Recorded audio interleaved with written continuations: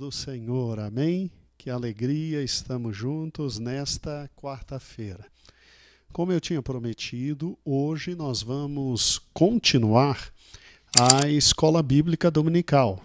Hoje nós vamos continuando sobre a lição número 10, Homem, coroado de honra e de glória. Hoje nós vamos trabalhar com a questão do lado imaterial do homem. No domingo passado, nós trabalhamos na questão do corpo. Hoje vamos trabalhar quanto à alma e o espírito. E aí, eu peço que você, por gentileza, meu amado irmão, abra comigo em Gênesis 1 e 26. Acho que você já sabe de cor, né? Acho que você já sabe de cor. Quero mandar um abraço e um beijo para todos os irmãos que estão conosco. Amém? Já temos um número significativo de irmãos, tanto no Facebook como no YouTube. Amém? Louvado seja o nome do Senhor. Um grande beijo a todos, um grande abraço a todos. Que o Senhor abençoe. Pegue a palavra de Deus. Gênesis 1 e 26. Você tem exatamente Deus mudando toda a trajetória de realizações criativas. Antes de Gênesis 1 e 26, a palavra de Deus dizia, e disse Deus, haja, e havia exatamente o que Deus tinha dito, não é? Um Deus poderoso, um Deus que por sua voz e por sua palavra criou todas as coisas, e tudo veio a existir em razão dele. Agora, amados irmãos, é muito interessante notar que em Gênesis 1 e 26 diz exatamente assim: façamos o homem à nossa imagem e conforme a nossa semelhança. E aí vimos no domingo passado como Deus fez tanto o homem como a mulher. E o texto termina em Gênesis 1. E o homem foi feito, homem e mulher. Homem e mulher, os dois foram feitos à imagem e à semelhança de Deus. Na sua revista, eu coloquei agora nesse ponto exatamente duas correntes teológicas. Tem alguns irmãos que defendem o fato de que nós somos um ser composto de duas grandes naturezas. Ou seja, nós temos corpo, o homem exterior, e nós temos alma, o homem interior. Ou então, espírito. Porque para aqueles que defendem a dicotomia, ou o dicotomismo, o ser humano ele é composto do homem exterior e do homem interior, não é? E o homem interior, você pode chamar o homem interior de alma e de espírito, até porque a própria palavra de Deus chama ora alma e chama ora espírito, não é? Então, muitos dizem, obviamente, e há muitas passagens bíblicas que defendem a dicotomia, a teoria dicotômica, de que realmente o homem é um ser só, com duas grandes naturezas, a natureza externa e a interna, e o homem é esse corpo que possui em si uma alma, e que alguns chamam de espírito, e que alma e espírito seriam a mesma coisa. E já lhe adianto, não faltam textos bíblicos para defender essa corrente de pensamento.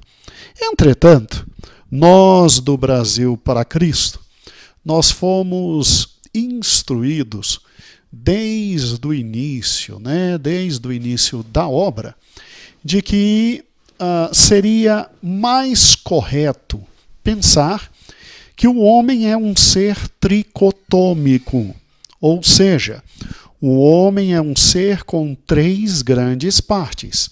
O homem tem corpo, o homem tem alma e o homem tem espírito. Corpo, alma e espírito. E que mesmo alguns textos chamando alma de espírito e espírito de alma, são textos que, quando olhados a palavra no original, se teria direitinho a noção de que ali não estaria falando de espírito, de que ali se estaria falando de alma.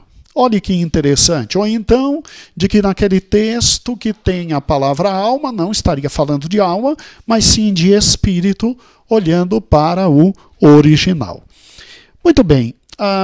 Porque nós cremos, obrigado meu filho, porque nós cremos assim? Porque na nossa igreja nós defendemos que nós somos um ser tricotômico.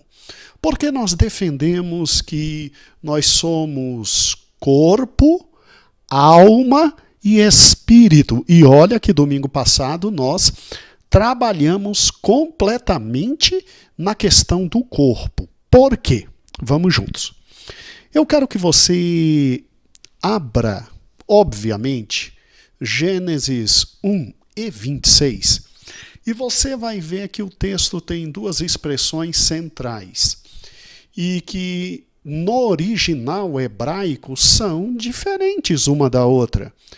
Deus, quando nos criou a imagem dele e a semelhança dele. É óbvio que imagem, no original hebraico ali, tal como no mundo da língua portuguesa, é diferente de semelhança. Imagem, você tenha, no início desse estudo, você vai ter uma noção bem completa do que é a expressão imagem prevista ali no Gênesis 1 e 26 no próximo domingo. Porque hoje não vai dar para terminar o estudo, e aí já estou avisando, domingo de manhã eu termino o estudo, mas você não terá nunca mais dúvidas quanto a isso. Para início de conhecimento, o que é imagem? Imagem é o reflexo de.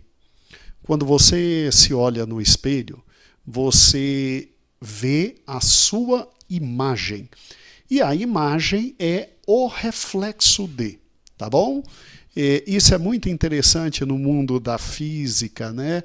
É muito interessante esse ponto quando a gente estuda a questão dos reflexos, das imagens, das luzes na física. É muito legal isso. Mas pulando, ali você está vendo imagem. Imagem é reflexo de. Agora, semelhança não é reflexo de. Semelhança é individualidade partilhada. Semelhança é identidade partilhada. Semelhança, então, é muito mais profundo que imagem. Muito mais profundo que imagem.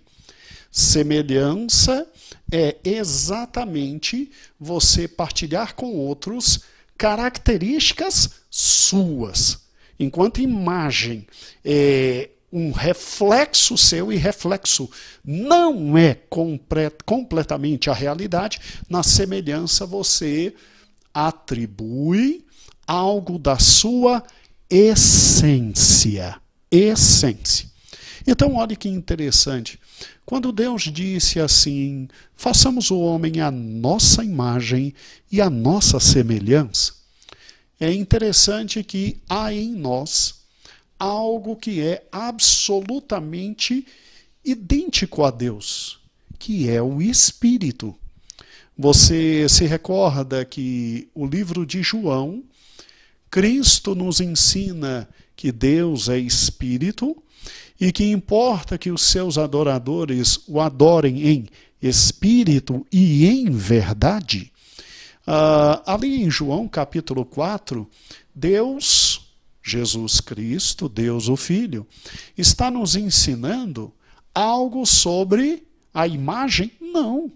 Está nos ensinando algo sobre a semelhança. Deus resolveu, ao criar o homem, colocar no homem um espírito, porque ele sendo espírito, ele queria travar conosco comunicação. Ele queria travar conosco diálogo. Ele queria ter conosco comunhão. Então, quem defende que o homem é corpo, alma e espírito, defende a seguinte ideia, de que o homem é um espírito também, tal como Deus é um espírito. E aí está a semelhança. Tá, pastor, e o que seria a alma? A alma seria os demais atributos divinos que Deus compartilha conosco para que possamos expressar a sua imagem. A alma, então, seria toda a nossa capacidade de pensar, raciocinar, conhecer, entender, ter afetos, emoções, desejos, vontades, ou seja, atributos que Deus comunica a nós para que possamos refletir o próprio Senhor Deus. Óbvio que por enquanto ainda não está absolutamente nada claro na sua mente, eu sei disso.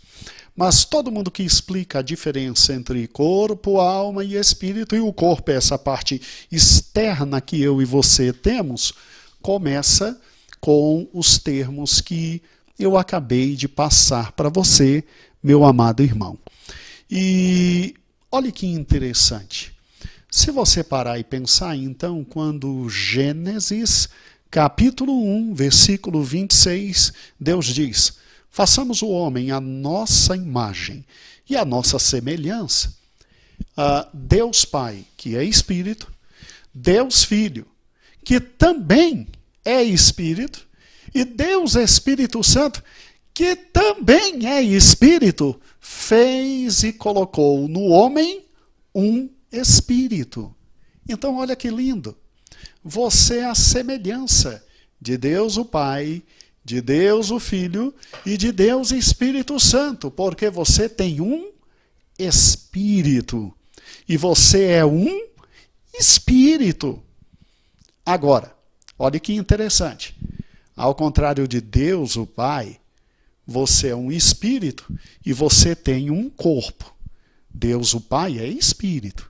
Ele não tem corpo, tá certo? Então, quando a Bíblia diz, meu amado irmão, que os ouvidos de Deus não estão agravados para que não possam ouvir as nossas orações, é expressão de linguagem. Quando a Bíblia diz, olha, as mãos de Deus estão estendidas, os olhos de Deus estão sobre os seus filhos, falando de Deus, o Pai, é expressão de linguagem para a gente entender. Mas Deus, o Pai, é Espírito. Eu e você somos Espírito também para poder ter comunhão com Deus, o Pai. Para poder ter com Ele vida, acesso, comunhão. Já já te mostro tudo isso na Bíblia. Não se preocupe. Deus o Filho era Espírito. E aí Deus o Filho resolveu nos amar. Ele teve que nos tirar da maior encrenca que nós vivíamos, que era a encrenca do pecado. E aí ele teve que descer e assumir a forma humana. E viveu entre nós, morreu a morte que seria a nossa, ressuscitou e está à destra de Deus o Pai. Você já pensou que Deus o Filho, ele é também Espírito, mas ele tem um corpo glorificado, como eu e você teremos um dia? Olha que fantástico! Deus o Filho tem um corpo glorificado, porque incumbiu a ele, a segunda pessoa da Trindade, simplesmente se identificar completamente conosco. E como ele é, um dia eu e você seremos. Que amor, né? Que amor fantástico. Agora, e Deus Espírito Santo? Deus Espírito Santo, tal como o Pai e o Filho, é também Espírito. Um espírito não tem forma. Um espírito não tem a mesma substância que nós temos corporal. Ele também é espírito. Só que, como nós fomos feitos à semelhança de Deus o Pai, Deus o Filho e Deus o Espírito Santo, e nós também temos um espírito, e somos um espírito, aí ficou tranquilo. Aceitou Jesus como Salvador, o Espírito Santo vem e habita em você. E aí, olha que fantástico, o seu corpo passa a ser, após aceitar o Senhor Jesus, templo e habitação do Espírito Santo. Pastor, como é que pode ser isso? O Espírito Santo, então, habita em mim? Sim. E na Juraci? Sim. E no Neemias, que está me assistindo, Neemias, um beijo, Neemias. Deus te abençoe, sim. E no Alex? Sim. No Heloís? Sim. Também no Vailson, também na Nonata, na Vaninha, no Elias de Castro, na Rosângela, todos os irmãos que estão nos assistindo. O Espírito Santo habita aqui em mim, está aqui agora, está aí. Pastor, como é que ele consegue? Ele é Deus, rapaz. Se ele é Deus, ele tem a onipresença. Ele é onipresente. Ele é onisciente. Ele é onipotente, tal como o Pai e tal como o Filho também são Deus. Então o Espírito Santo está comigo e está com a Heloísa. Está comigo e com a Juraci. Está comigo e com a Rosângela. Está comigo e com a Elisângela. Está comigo e com o meu sogro João, que segunda-feira aqui nos trouxe um testemunho tão bonito, né? Olha que interessante. Então, o Espírito Santo habita em nós. E por que ele pode habitar em nós? Porque ele pode falar conosco. Porque ele tem acesso a mim e a você. Porque, como Espírito que ele é, ele, desde Gênesis 1:26, ele concordou quando o Pai disse: façamos o homem à nossa imagem, à nossa semelhança. E a semelhança, que é exatamente aquele elemento que existe dentro do homem e que é idêntico a Deus, é o Espírito. Pastor, tem texto bíblico para tudo isso que você está falando? Tenha calma. Só estou te explicando. Agora, pastor, ótimo, então eu entendi porque eu tenho um Espírito. Eu tenho um Espírito porque lá em Gênesis 1:26, façamos o homem à nossa imagem e semelhança. Semelhança é exatamente a mesma natureza partilhada, e a mesma natureza partilhada é exatamente o Espírito. Deus, o Pai, é Espírito. Deus, Filho, é Espírito. O Espírito Santo é Espírito. O Deus Filho assumiu toda a nossa natureza e agora também tem um corpo glorificado para que a gente tenha certeza de tudo que vai acontecer amanhã. Incrível, né? Você já pensou nisso? Você já viu que Deus sabe que a gente é tão desconfiado, mas tão desconfiado, tão pé atrás, que Deus teve que fazer seu filho passar por tudo que nós passamos para nos dar a garantia de que também nós vamos vencer como o filho dele venceu? É mole. E olha que Deus ainda nos deu uma garantia, né? Olha que interessante. Quando você vai no banco e você pede um empréstimo, o gerente do banco acredita em você? O Heloí já foi gerente de banco. O Heloís trabalhou feito maluco, meu Deus do céu. Heloís tinha instrução: não acredita em cliente. Então, para que se emprestasse dinheiro, o Heloís, cumprindo ordens superiores no banco que ele trabalhava, ele pedia: qual a garantia que você me dá? Aí, normalmente, a gente que precisa de dinheiro diz: ó, eu tenho uma casa, aí você hipoteca a casa. Ó, que coisa horrível. Deus o livre guarde, não é? Deus o livre guarde. Não vai acontecer isso com a gente.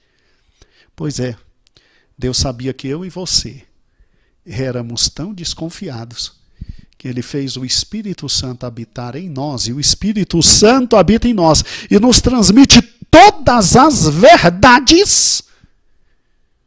E Paulo diz que ele é o penhor da nossa salvação. Ele é a garantia de que um dia Jesus vem te buscar e vem me buscar. Isso é fantástico. Deus nos fez a sua imagem e semelhança.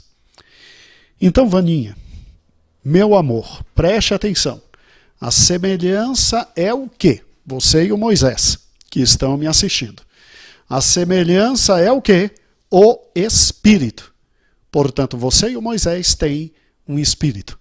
E aí você e o Moisés têm comunhão com Deus o Pai, Deus o Filho e Deus Espírito Santo. Gente, isso é precioso demais.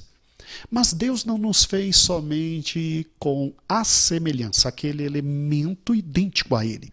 Ele nos fez a sua imagem. E quando você pega a palavra original hebraica e grega para imagem, ela significa o quê? Ela é aplicada para os nossos afetos, para as nossas emoções, para os nossos desejos, para as nossas vontades e para nosso raciocínio. Deus é um Deus, tanto Pai, Filho e Espírito Santo, que tem emoções, sabia? Sério, pastor? Uai, você nunca ficou sabendo que Deus o Pai de vez em quando ficava irado? Que Deus o Filho, quando entrou no templo e viu todo mundo brincando com o que era dele, ficou irado? Jesus chora ao ver Lázaro naquela situação sepultado. Ele chora. Sim. A Bíblia diz que o Espírito Santo intercede por nós com gemidos inexprimíveis. Sabia? Os três têm emoções. Aí vamos lá, façamos o homem a nossa imagem e semelhança. Aí eu e você não vamos ter emoções. Hã? Vamos lá. Por isso que a gente tem emoções. Deus é um Deus também de pleno e absoluto raciocínio. E por isso nos deu a sua imagem na capacidade também de pensar, também de raciocinar, também de discernir, de fazer contas. Incrível. Cristo é chamado na Bíblia de a sabedoria. É interessante, quando você lê Jó, Provérbios, Eclesiastes, diz que a sabedoria, enquanto estava medindo o mundo, olha que fantástico. Onde tu estavas quando eu media o mundo? Dizia Cristo a Jó, a sabedoria. Então Deus também nos fez com capacidade de raciocínio, inteligência. A Bíblia chega ao ponto de dizer, em Romanos, tem de vós o mesmo sentimento que houve em Cristo Jesus. Aí não é Romanos, é Filipenses, desculpe. Cristo tem sentimentos. Romanos diz que é para a gente ter a mente de Cristo, a forma de pensar de Cristo, o raciocínio de Cristo, a capacidade de ver as coisas e entender como Cristo vê e entende. Por quê? Porque nós temos Pai, Filho e Espírito Santo que, além de emoções, tem pensamentos, tem raciocínios. É mesmo, né, pastor? Acabei de me lembrar de um texto fantástico. Deus comparando a gente, né? E ele foi até amoroso na comparação, porque ele diz assim como os céus estão distantes da terra, assim são os meus pensamentos para os vossos pensamentos. Que distância, né? Então é óbvio que na imagem você não tem algo que é absolutamente idêntico como na semelhança. Na semelhança você tem algo que é idêntico, que é o Espírito. Na imagem não. Na imagem não. Mas pelo menos é um compartilhar de Deus que expressa não uma realidade absoluta, mas uma realidade relativa. Você, quando se vê no espelho, você sabia que pela ciência e pela física você não consegue se ver completamente como você é? Sério. A imagem. A imagem não é o substrato, não é a essência. Ao contrário da semelhança, que aí sim fala de essência. Na imagem, a palavra imagem, no seu original grego e hebraico, também nos traz a questão dos desejos e das vontades. Sim! Sério, pastor, sério?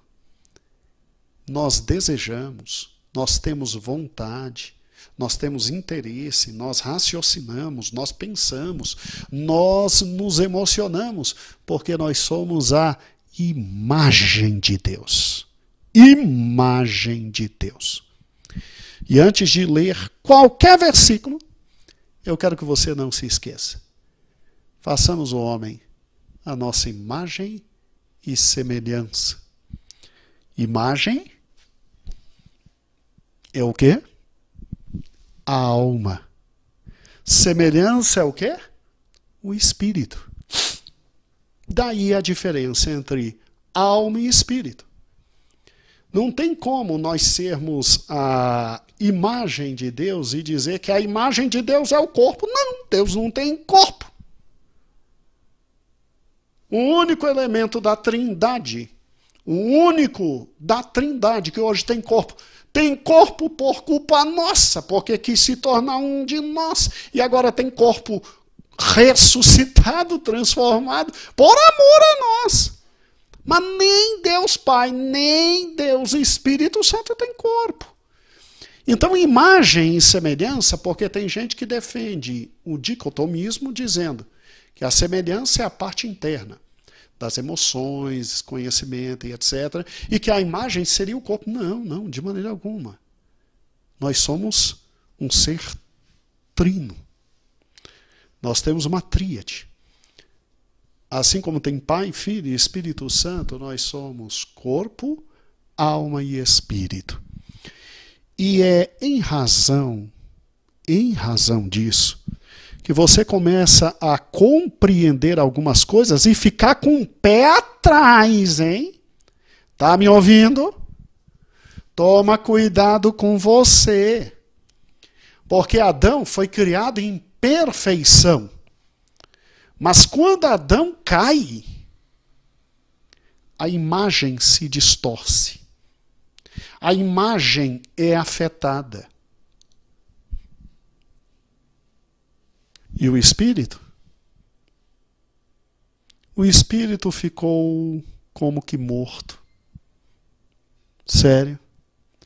Tanto é que quando a gente aceita Jesus, e Nicodemos não entendeu isso, o que é o novo nascimento? Jesus disse, o novo nascimento é o nascimento da água, da palavra, é no espírito. O teu espírito que estava como morto, ele volta a funcionar e você volta a ter comunhão e contato com Deus. Mas a tua alma, os teus pensamentos, os teus raciocínios, os teus desejos, as tuas vontades, você acha que isso aceitou Jesus quando você aceitou Jesus? É mesmo? Não vá pegar o Salmo 119 que diz que a palavra de Deus é para restaurar a alma, para simplesmente refazer a alma, e não vá aplicar a palavra de Deus aos seus desejos, sentimentos, vontades, você vê onde você vai parar, não. Deixa eu explicar melhor isso. Por que Davi era um homem segundo o coração de Deus? Já pensou nisso? Porque Davi era um homem segundo o coração de Deus. Ai, pastor, Davi era um homem segundo o coração de Deus, porque era cheio do Espírito Santo de Deus. Ótimo, sim. O Espírito Santo e o Espírito de Deus vinham sobre ele, sim. Ele era um homem forte, ele venceu o leão, ele venceu Golias, ele venceu o urso, ele não atacou o rei Saul, ele soube esperar, Deus era com ele, Deus prosperava ele, Deus fazia tudo. Ótimo. Olha aí, pastor, o homem interior de Davi era um homem que servia a Deus, sim. Então me explique por que ele foi capaz de desejar, ele que tinha todas as mulheres do mundo, ele me deseja exatamente a mulher que não era dele, que era casada, que era de um dos mais fiéis generais dele. E ele, possuído pela luxúria, ele vem, mantém relações sexuais ilícitas com Betseba, e aí cria um plano. Rapaz, vou chamar Urias, porque essa mulher ficou grávida e a gente diz que o filho é de Urias. Um homem segundo o coração de Deus, hein? Deu errado o plano. Urias era servo fiel, general. Urias não era soldadozinho, não. General. E Urias não foi para casa. E Urias não se deitou com a esposa. O que Davi fez? Mandou o seu general maior de Urias colocar Urias na frente da batalha. Por quê? Porque Urias ia morrer por melhor que fosse. E tu acredita que Davi ainda fez Urias levar a carta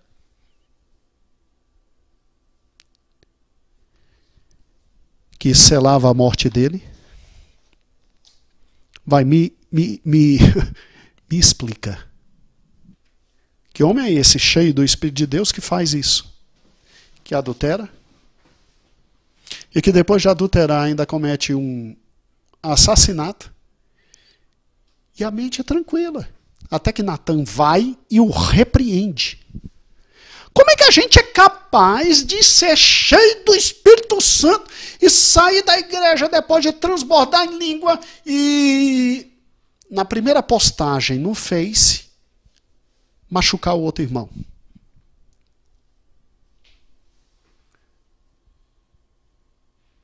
É o dedo que não é convertido, é?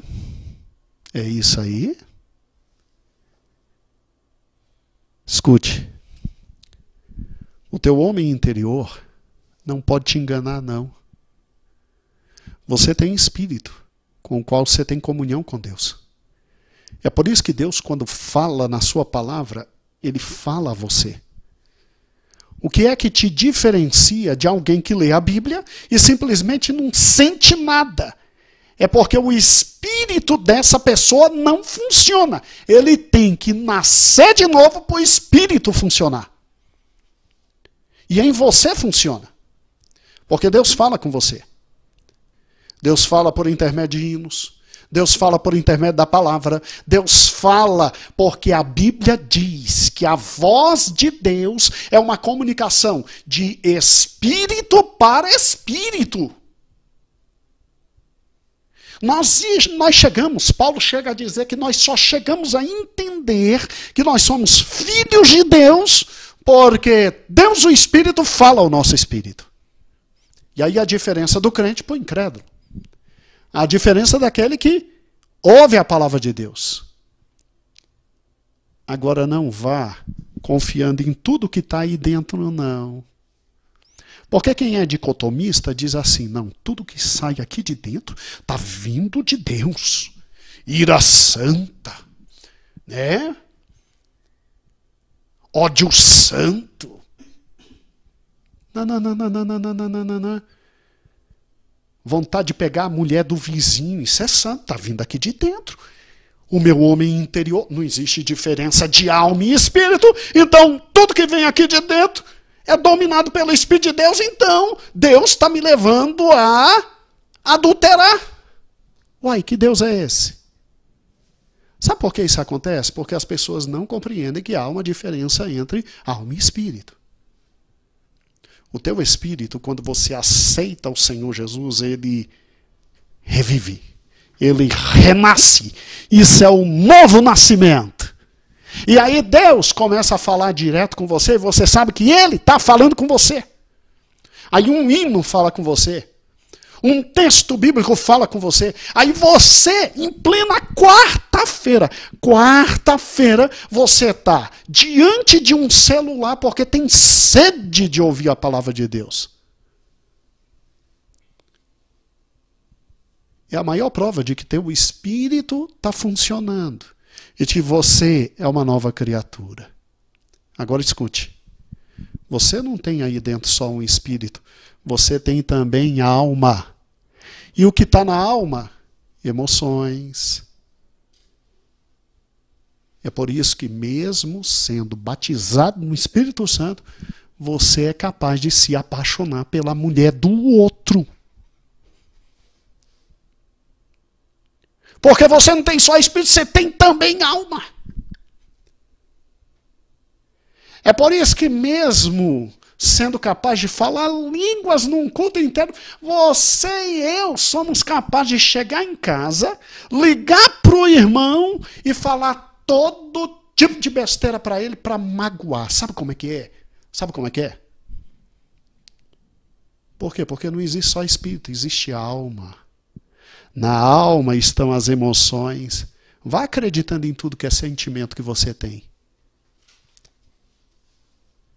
Você entendeu por que gente que a gente nunca esperava faz a loucura de largar uma família depois de anos de instabilidade para um romance perigoso fora de casa?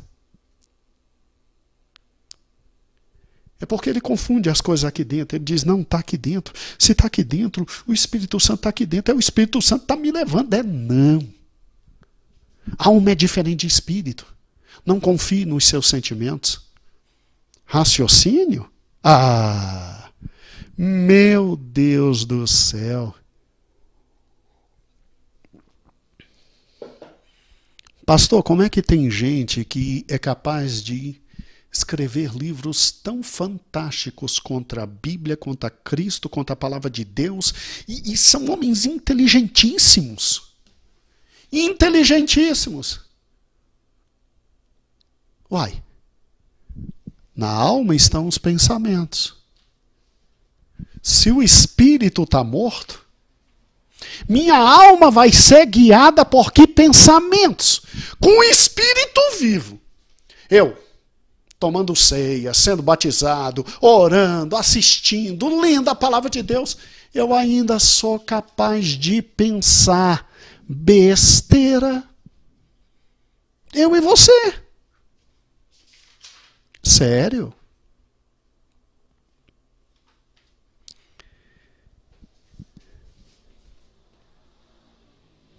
Você sabia que Adolf Hitler, ele lia os livros de Martinho Lutero? Ele era um fã louco de Lutero. E você sabia que Lutero, o grande Lutero, Martinho Lutero, escreveu livros contra judeus na Alemanha? E aquilo entrou no coração de Hitler? E você viu para onde foi? Pastor, pelo amor de Deus, eu não acredito nisso não. É? Meu irmão, a tua alma não tem nada a ver com o teu espírito não. Não se engane não. Vamos lá. Desejos. Vontade. Você acredita que tem gente, é fantástico isso, que ao receber o salário,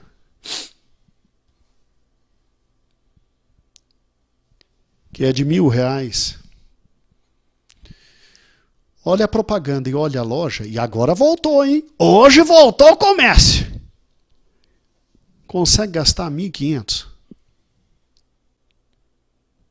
E é gente que pega a Bíblia e fala de cor para você, e que chora no culto, e que ama a Deus, e que canta, meu Deus do céu, faz louvores extraordinários. Uai, mas o homem interior dele não está dominando ele? Será que tudo que vem do seu interior no tocante a afetos, emoções, desejos, vontades, está vindo do teu espírito? Não, está vindo da tua o quê? Alma. Quem não acredita que homem é alma, espírito e corpo, não consegue discernir aqui dentro e entender que alma é diferente de corpo e que é diferente de espírito. E como não consegue discernir que o espírito é diferente da alma, pensa que tudo que vem de dentro dele vem da parte de Deus. Meu amado irmão, Davi era um homem que tinha o seu espírito com profundo contato com Deus. Porque era homem que ouvia a voz de Deus, era homem que entendia a voz de Deus, era homem que conhecia a voz de Deus. Foi homem, sim, que quando o profeta Natan chegou e o repreendeu, Davi simplesmente disse: eu pequei. Eu pequei. Natan chega. Natan chega a contar uma história para ver se ele entendia. Natan, em primeiro lugar, se utilizou do mundo da alma, das ideias, para chegar no espírito dele. E disse: olha, meu rei, eu estou com um problema sério. Tem um indivíduo que tinha muitas ovelhinhas, foi na casa do outro e tomou a única ovelhinha que o pobre coitado tinha, ó. E ainda matou o outro. Davi se indignou, Davi ficou revoltado. Davi disse: esse homem tem que morrer, tem que morrer, tem que morrer. Aí Natan olha para ele: esse homem é você. Como é que você, cheio de mulher, vai atrás da mulher dos outros, a única mulher de Urias?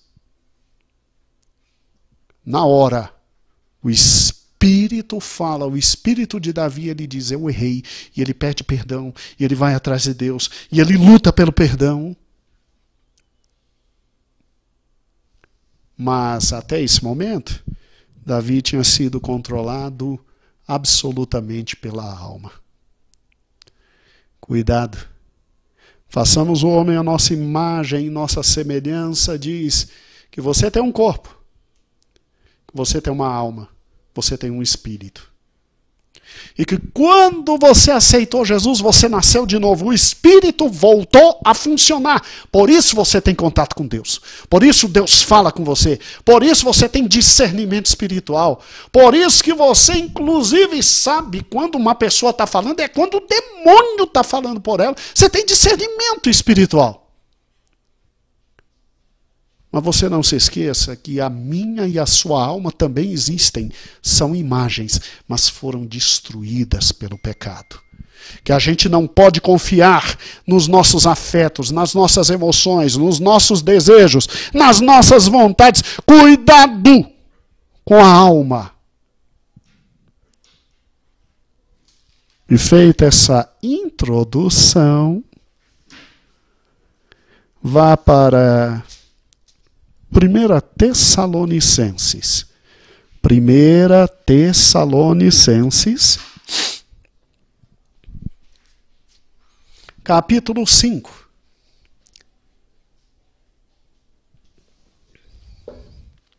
Versículo 23.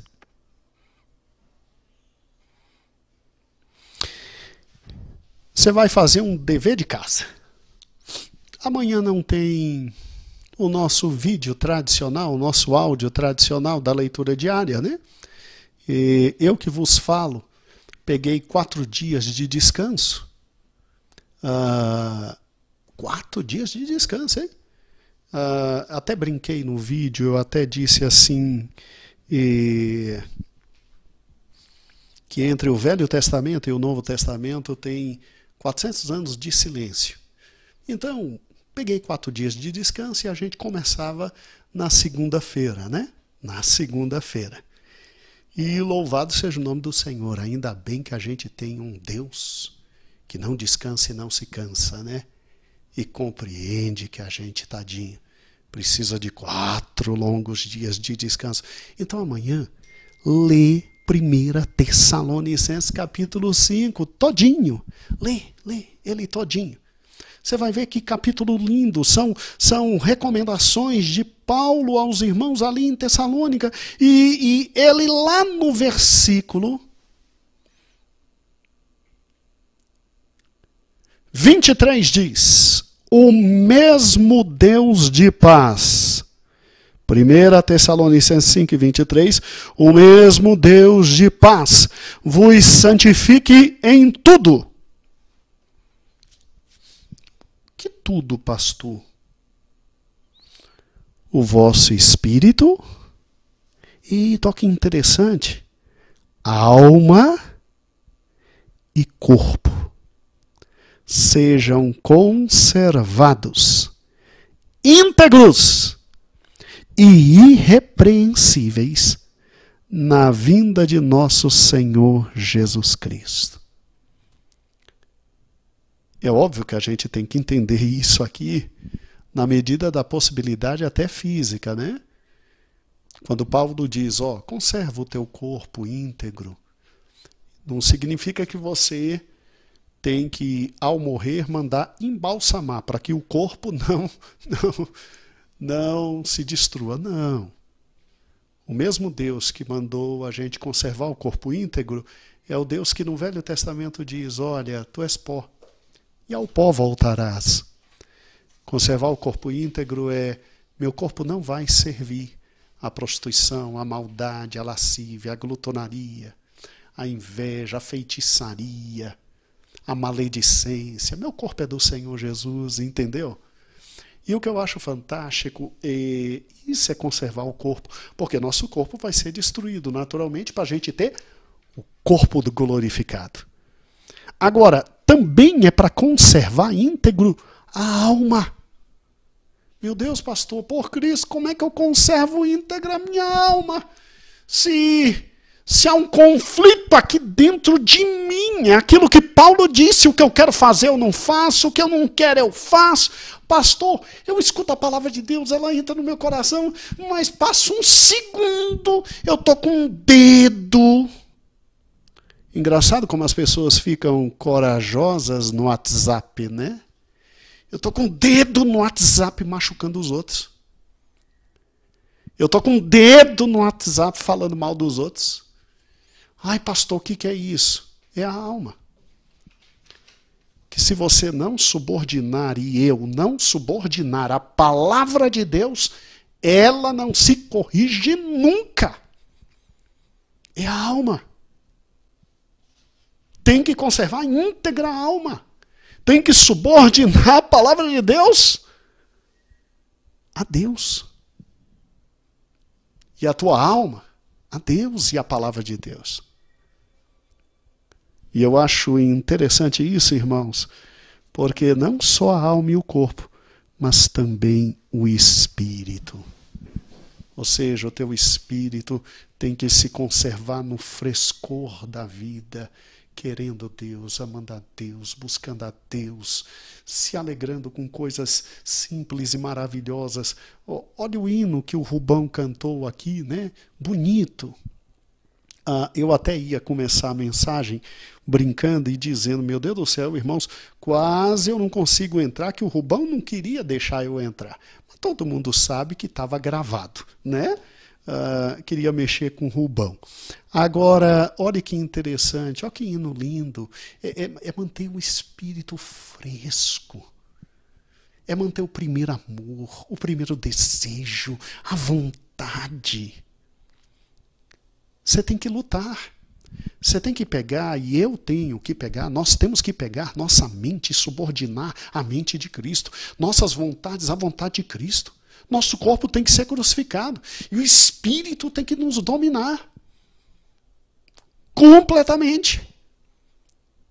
Quem não separa a alma de espírito fica confuso consigo mesmo. Porque pensa que tudo que está saindo aqui de dentro é do espírito. E às vezes não é o espírito, é a alma, né? Ai, que dor. Ai, que problema. Meus amados irmãos, mas pastor, como é que eu vou conseguir separar alma de espírito? É possível, porque está tudo aqui dentro, né? Está tudo aqui dentro. Como é que eu vou separar a alma de espírito? Vamos para Hebreus capítulo 4. Hebreus capítulo 4. Você está em 1 Tessalonicenses, aí você passa 2 Tessalonicenses, tá bom? Aí vem 1 Timóteo, 2 Timóteo, Tito, Filemão e aí vem Hebreus, tá bom? Vamos lá? Vamos juntinhos? Hebreus capítulo 4. Tem como separar a alma de espírito? Tem. Em Hebreus capítulo 4, versículo 12, diz assim: a palavra de Deus é viva e eficaz. Você crê nisso? Você crê que a palavra de Deus é viva? Você crê que a palavra de Deus é eficaz? E mais cortante que qualquer espada de 2 gumes. E penetra até o ponto de dividir o que o homem não consegue dividir: alma e espírito. Assim como é diferente juntas e medulas, e assim como é diferente pensamentos e propósitos do coração. Mas pastor, junta e medula não está juntinho? Sim. Num todo, sim. A alma e espírito está junto, num todo, formando o teu homem interior. Mas são diferentes. Pergunte a um médico a importância de uma medula óssea.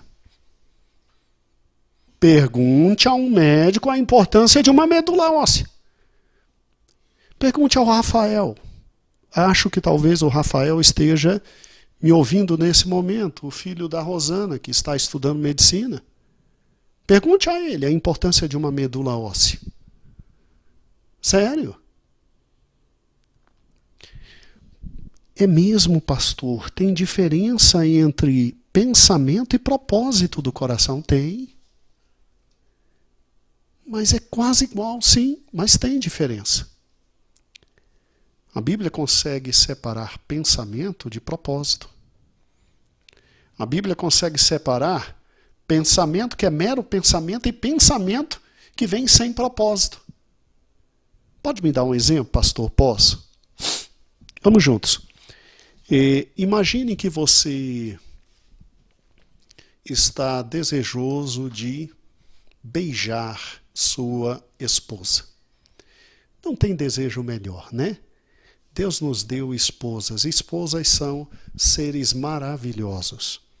E os olhos, a boca, os cabelos.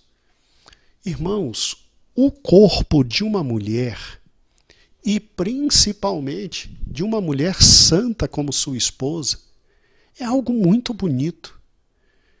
A gente tem a felicidade de ter intimidade com as esposas que Deus deu para a gente, né? E é algo muito bonito.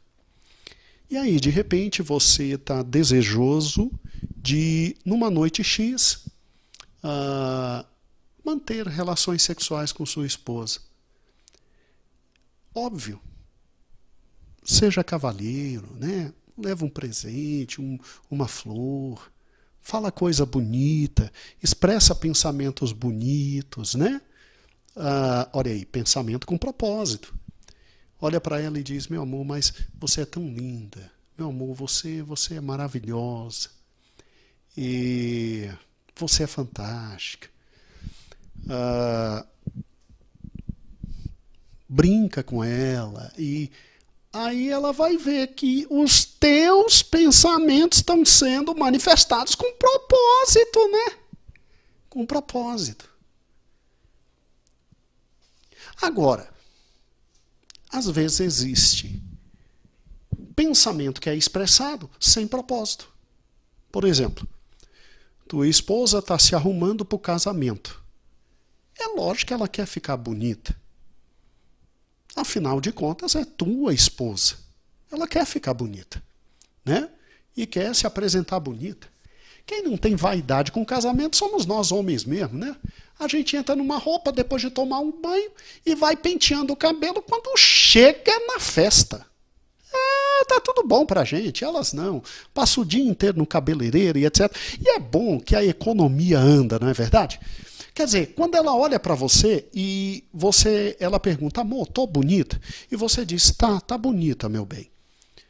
Você manifestou um pensamento sem propósito nenhum. Agora, se ela diz, meu bem, tá bonita? E aí você olha com olhos amorosos que Deus te deu o direito e diz, meu amor, você tá linda.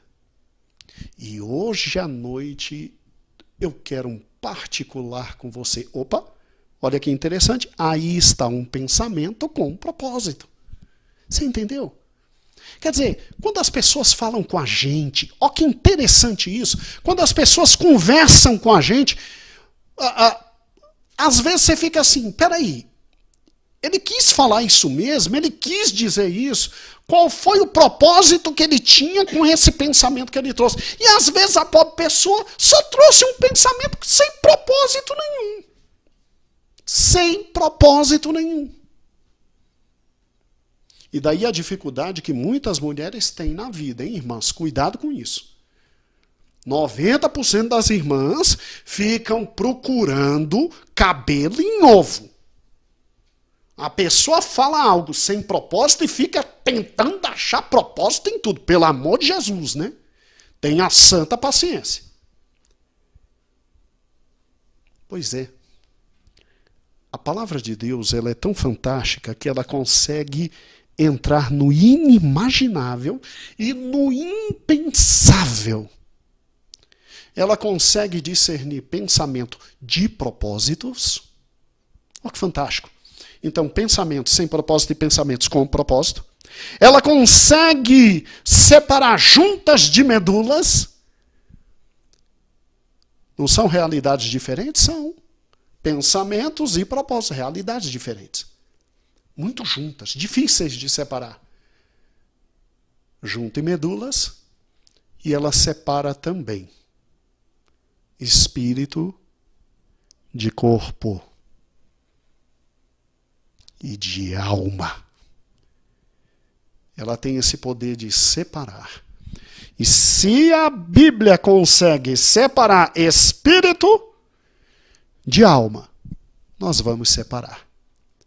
Mas óbvio, isto domingo que vem.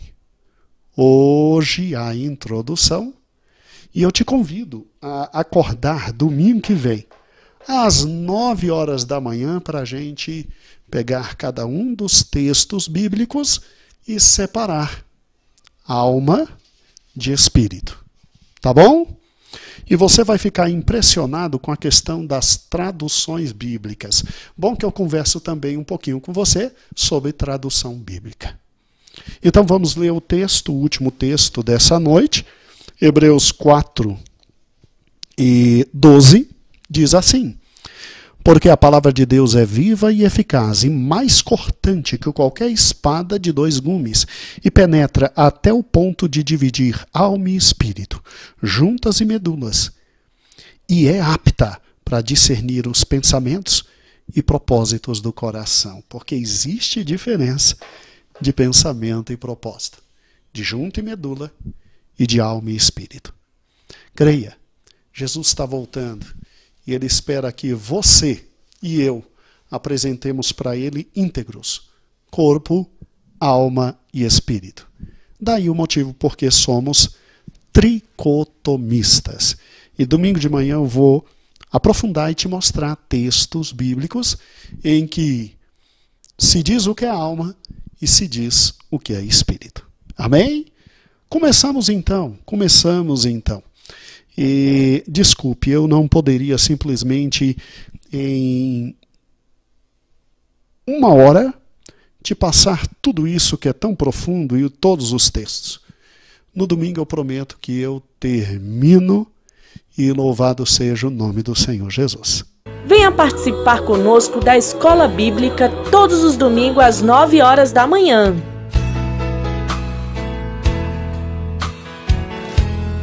Tua palavra é luz para o meu caminho. Tua palavra lâmpada para os meus pés. Tua palavra é. Ele quis se revelar. Bíblia, quem escreveu? Bíblia, como surgiu? Bíblia, como chegou até nós? Precisávamos de um Velho Testamento? Precisávamos de um Novo Testamento?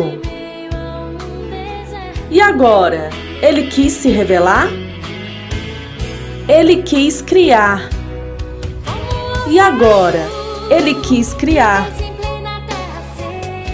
O homem, coroado de glória e honra. Ele conserva de todas as coisas.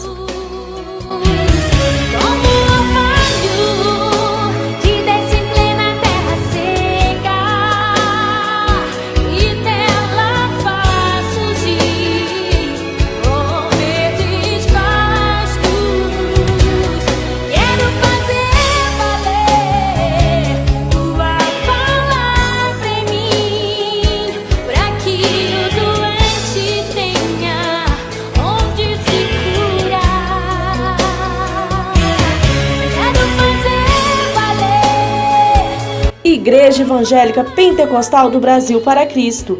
Compromisso com Deus e Sua Palavra.